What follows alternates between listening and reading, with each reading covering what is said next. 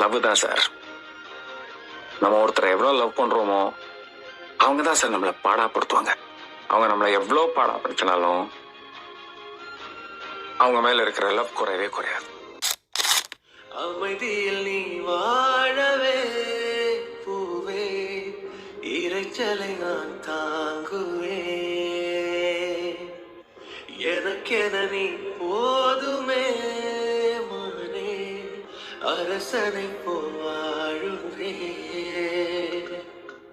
சிடு சிடு என்றாலும் தினமெனை கொன்றாலும் என் காதல் மாறாதடி.